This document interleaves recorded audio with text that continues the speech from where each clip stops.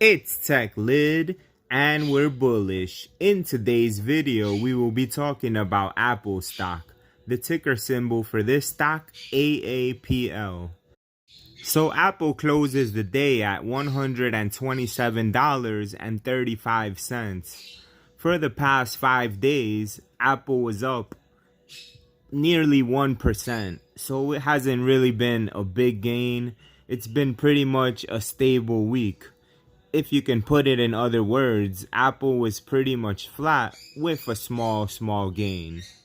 Before we continue with this video though, just a quick disclaimer. I am not a financial advisor. Always make sure to do your own due diligence and research when you invest in any type of market. When you do the homework and you do the research, you will come out winning. Bank on it. So in this video, we will be taking a look at an article here from Yahoo Finance. The headliner for the article is Apple stock overvalued. The largest company in the world by market cap, Apple remains a top holding of many investors for various reasons. For those invested in passive funds such as ETFs, Apple will indirectly end up being the largest holding in most market cap weighted index EFTs.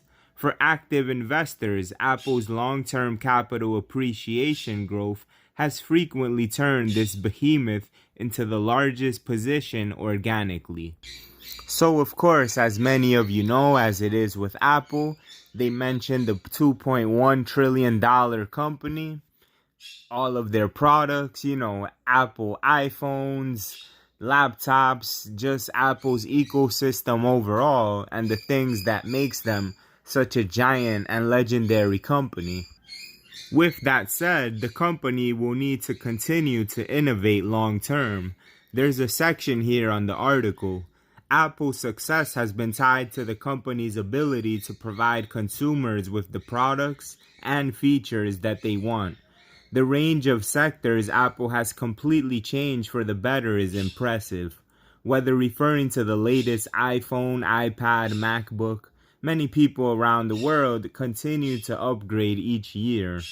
However, the unfortunate reality of the consumer discretionary space is that it's relatively unforgiving to companies.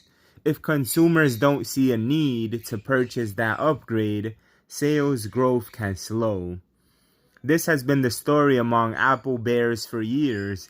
In spite of that concern, the company seems to have found a way to create products and services its users want consistently. In context, it can be hard to argue against Apple's track record. So let's just touch on this a little bit. Basically, what they're saying here is that if there is not a need for a product, let's say you got the latest iPhone, right? So right now, what is the latest iPhone? It's the iPhone 12 if I'm not mistaken. As many of you know, the iPhone 13, it's already on the way in September or October, whatever month they release the phone in.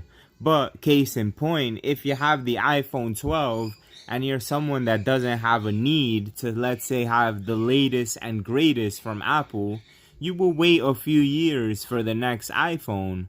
You'll probably wait 2 or 3 years. So what happens when multiple and a whole plethora of people just start to have the same mentality? This is where the sales growth, it slows down because there is no need for that iPhone, that next iPhone, because of this exactly. You already have a great working one.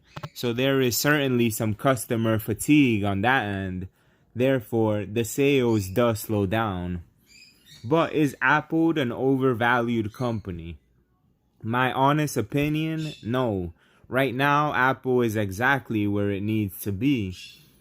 The rate is slow in terms of growth, but there is really nothing coming out now with Apple that is innovative and that will shock the world. Everything's been pretty stagnant for Apple. I think that the next serious move up will be in a few years for Apple when they have the foldable displays thanks to Samsung. Samsung will be the continued savior of Apple as it has been for many years with the iPhone. But Honestly, no, Apple is not overvalued, but it's always good to think about reasons why it should be or it could be. So check out that article on Yahoo Finance. Until the next time, peace and love to the Tech Lid Legion.